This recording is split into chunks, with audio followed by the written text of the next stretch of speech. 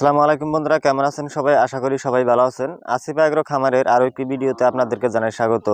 তো আজকে আমি আপনাদেরকে দেখাবো যে আগের দিনে আমাদের মাউসাসিরা কিভাবে হাঁস পালন করে থাকতো।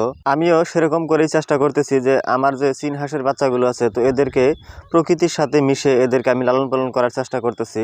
তো যেভাবে আগের দিনে আমাদের মাউসাসিরা হাঁস পালন করে থাকতো তো সেভাবে আমি এদেরকে এক টাইম করে এভাবে আমাদের বাসায় এটাকে চেরা বলে থাকি বা কিছু মানে একে কেঁচু বলে থাকে। তো এইগুলো খাওয়াই, তো এইগুলো খাওয়ায়ে বিশেষ করে দুপুরের সময়টা আমি এটা খাওয়াই আর 2 টাইমে আমি দানা খাওয়াই। তো এদের আমার মূল টার্গেট হলো যে এদেরকে আমি পুরোপুরি প্রকৃতির সাথে মিশিয়ে তারপর এদেরকে আমি লালন পালন করব, এদেরকে বড় করব। তো প্রকৃতির সাথে কেন মিশাবো? কারণ এদেরকে খামারে রাখা যাবে না, তো সেই জন্য এদেরকে প্রকৃতির সাথেই রাখতে হবে। তো সেই জন্য এদেরকে একটু সময় করে খোলামেলা রেখে তারপর এদেরকে প্রকৃতির কিছু আদার পানি খাওয়িয়ে এদেরকে গড়ে তুলতে হবে। তো সেই জন্য আমি সেভাবেই চেষ্টা করতেছি।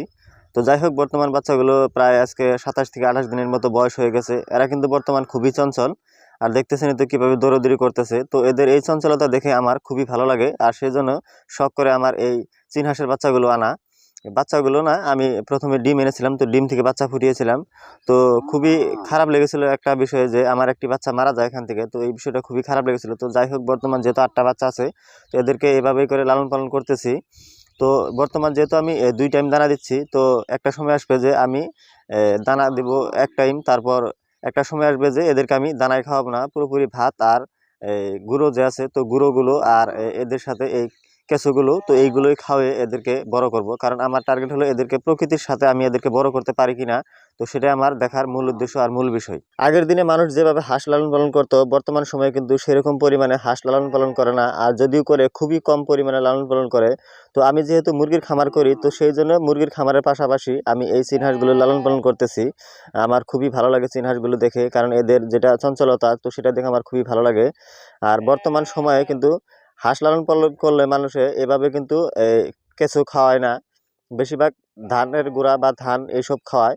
আর যদি লালন পালন করে, কিন্তু আগের মতো করে মানুষে এভাবে খাওয়াই থাকে না। তো আমি যদিও আগের মতো করে লালন পালন করতেছি, দেখি আগের মতো আর বর্তমানের মধ্যে কি তফাৎ। তো সেটা আমি দেখার জন্য মূলত এইভাবে করে আমার এই হাঁসের বাচ্চাগুলো লালন পালন করা।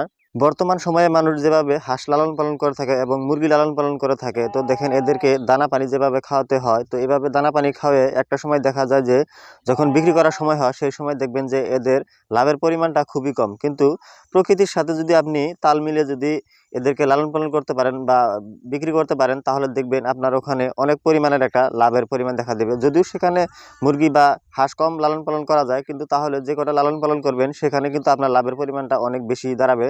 আর একটি কথা বলি, দেখেন প্রকৃতির সাথে লালন পালন করা হাঁসের বাচ্চাগুলো খুবই স্ট্রং হয়, আর এদেরকে খাওয়ার সময় খুবই সুস্বাদুময় হয়। কিন্তু খামারে লালন পালন করা হাঁসগুলো এরকম সুস্বাদুময় হবে না আর এরকম স্ট্রং হবে না। আর যাই হোক, আজকের মতো এই পর্যন্ত। আমার জন্য দোয়া করবেন এবং আমার খামারের জন্য দোয়া করবেন। যারা এই পর্যন্ত আমার আসিফ এগ্রো নামের ইউটিউব চ্যানেল এবং ফেসবুক পেজটি ফলো এবং সাবস্ক্রাইব করে রেখেছেন, তাদেরকে জানাই অসংখ্য ধন্যবাদ। আর যারা করেন নেই তাদেরকে অনুরোধ করবো, প্লিজ আমার আসিফ এগ্রো নামের ইউটিউব চ্যানেল এবং ফেসবুক পেজটি ফলো এবং সাবস্ক্রাইব করে রাখবেন। আর আমার এই হাঁসের বাচ্চাগুলোর জন্য সবাই একটু দোয়া করবেন যাতে এরা ভালো থাকে, সুস্থ থাকে। আসসালামু আলাইকুম ওয়া রাহমাতুল্লাহি ওয়া বারাকাতুহু।